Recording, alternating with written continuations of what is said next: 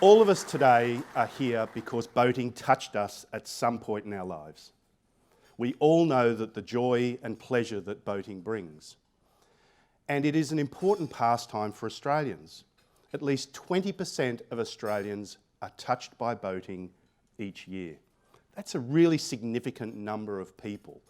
Interestingly enough, 85% of our population lives within 50 kilometres of the coast. We're a highly urbanised people, but we embrace boating and outdoor recreational activities. If you ask anyone from overseas what their image is of Australia and Australians, it's about being outdoors, and all of those images have something to do with water. So here's some interesting things. United Nations, their study of the 10 happiest countries in the world, 7 of them have the highest participation rates in boating. Scandinavians, Canadians, Kiwis. Interesting though, Australia's number 11. Those countries have 50% more participation in boating than we do. Is it a coincidence? Is it science? It certainly is an opportunity. But let's look at the science. In the US, Dr. Wallace J. Nichols wrote a book called Blue Mind. The premise of that book was to actually look at and understand the physiological differences that being in, on, or around water makes to human beings. And what he found was fascinating. We all know that if we go out on our boats on the weekend, if you spend a weekend on the water, it's better than a week away. We know that when we're out there, that the conversations you have with people just seem to be that little bit better. We know when we're out on the water, we just feel just that little bit more relaxed, that little bit more engaged, that little bit more connected with nature. But the science is in, and the science is fascinating. The stress hormone, cortisol, when you're on the water, it goes down. The relaxation hormone, serotonin, when you're on the water, it goes up. And so here's the thing, there's a multi-billion-dollar pharmaceutical industry that invests enormous amounts of money to try and change people's behaviour and the way they feel. But at the end of the day, we know that the only thing you need to do is buy a boat. So you would think that a boating industry association should spend millions of dollars every year to put on some sort of event to promote boating. Oh, hang on, that's what we're here for, isn't it? So this is really important, because when you look at it today and you try and understand, what we live in our modern lives, increased urbanisation, we're connectivity 24/7, we're on our phones all the time. We can speak to anyone in the world any time of the day on fully clear video. We can be anywhere, anytime, which means we're never, ever off. So boating is more important today than it has ever been. And I think that that's one of the key messages that we as an industry need to communicate, and I don't think we do it very well. I think we need to be able to demonstrate to people that the benefit of this lifestyle and the way that it has an impact on people's lives, we need to communicate that better, because it does matter. Boating actually matters, and what we do actually matters. So we have to try and work out how we can better communicate that.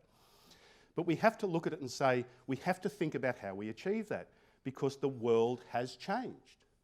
The way consumers behave has significantly changed. If you look at what happens today, everyone goes online, everyone looks at reviews, everyone's influenced by social media, everyone looks at videos, everyone's an expert. And that is one of our greatest challenges. Interesting, the most deep research that's been done on this is in the US car industry. And the US car industry was able to show that the contact with dealers has reduced 50% in the last 10 years because of the influence of online research and behaviour. But what's really, really fascinating about that is when they then looked at what the consumer behaviour was moving into the purchase decision, they found that 56% of people that went on to purchase a product, the major factor in influencing that decision was attendance at a show. Because there's only so much that you can do online. Because you can't touch and feel it, you can't get the sense, and most people can't translate two-dimensional images into three-dimensional physical things. They need to go to a show to touch it and feel it. But what was particularly fascinating about that research was 21% of people who went on to buy a product bought a different brand than they were intending to buy having been to a show. So that if you're at a show and you've actually got customers coming in, the ability to influence them to your particular product is dramatic, and I think it's something that we collectively need to understand in the way that we present ourselves to our customers. The next thing that's a bit of a challenge is the pathway into boating now is different. Historically, and a lot of the ways that we've set up the way we approach things is based on the behaviour of the baby boomers. When we lived in a world where people lived on their quarter-acre block, they had their house, they bought their tinny, they parked it in the garage, and then the sequence of boat ownership was smaller boat, slightly bigger, really big, maybe a bit smaller once I've got older. But that was the way that people behaved, and a lot of our systems are set up with that. Times have changed. Young people today. We talk about the millennial generation. We aggregate them as a whole. Millennials today are the age between 22 and 37. They're in the sweet spot for who we should be connecting with and engaging. But the fascinating thing is that society has changed. In the past, young people, they don't live in houses these days. The majority of them live in apartments. Those apartments don't have car spaces for boats. So how are they going to buy a boat if they haven't got somewhere to put it? Within the next 10 years, there will be more apartments in Sydney than houses. People, the way they live, has changed. And so we need to recognise, and there's this conversation that says millennials prefer experiences over assets. How does that translate to us?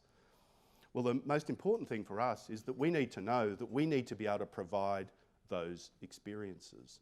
And those types of experiences are things like shared ownership, charter boat, boat clubs, but the ability to move into subscription. The world is moving to subscription. Your music, you don't have a pile of CDs at home anymore. You're on Spotify. Spotify's got you because you're connected to this whole framework. Here's my playlist. I have to pay my money every month, otherwise I lose my library, I lose my thing. We need to work out how we can convert some of our models into those types of things because they are an important part of the future. But the reality is, and this is one of our biggest challenges, that the regulatory framework in this country does not necessarily facilitate, in these areas, innovation. And I'll tell you something that I think is quite scary. World Economic Forum does an assessment of the impediment to which government regulation is an impediment to business. They rank countries from 1 to 130 plus, and they basically say, let's have a look and see how easy it is to do business in that particular country because of regulation. So if we look at contemporary countries, US, sitting in about 12, I think, but more related to our economic structure, culture and things like that. Canada, New Zealand, the UK, they're all in the 20s. Australia, where do you think it is?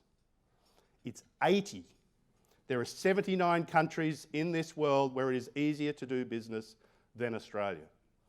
And so we need to look at it specifically in relation to our field to say we need to stop telling people what they can't do. We need to try and help people to find a way to help regulations to set up based on clear science about what outcomes are to deliver better outcomes so that we can actually innovate.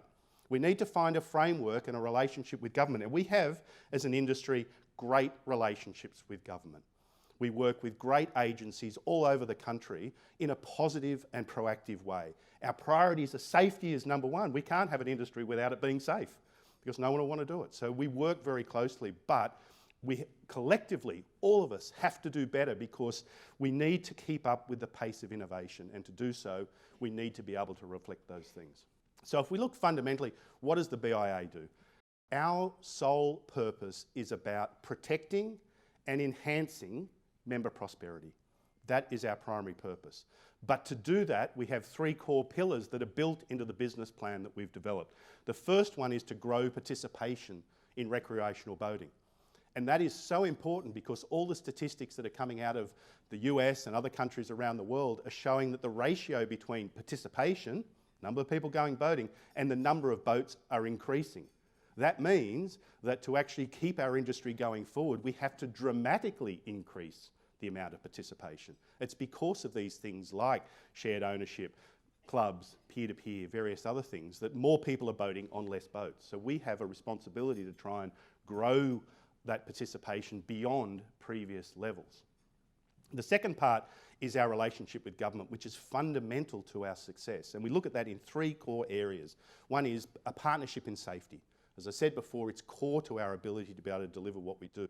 The second part is actually access and infrastructure, to actually promote private investment to support both private infrastructure, marinas and various other elements, and public infrastructure, boat ramps, navigation, dredging, all of those key things, the things that activate this industry and enable us to move forward.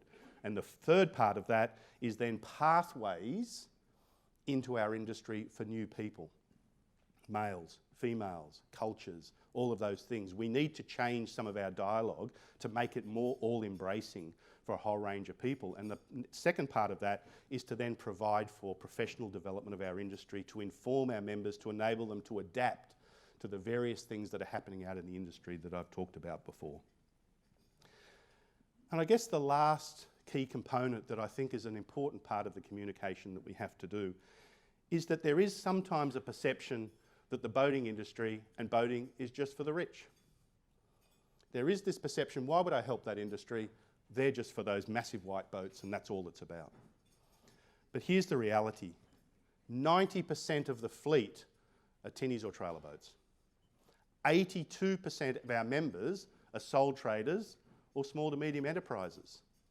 Even the largest boats that are built in this country are built in factories where workers go to work, where small to medium enterprises provide supplies. They are activating and providing massive employment and opportunities for this country and economic drivers. When those boats are finished and that sole owner takes that boat out, he takes it to somewhere that does servicing, that has skippers, that has supplies, that provides all these economic outcomes. The reality is that our industry is built on working families, on small to medium enterprises and sole traders that are working right across the country, in the cities and in the regions. It provides significant employment, it provides drivers for tourism outcomes and a whole range of different economic benefits and employment benefits to deliver the social outcomes that boating really does. And I think these are key messages for us that we need to communicate to get government support for what we do, but to also change regulatory frameworks to facilitate us to innovate, to embrace these new opportunities.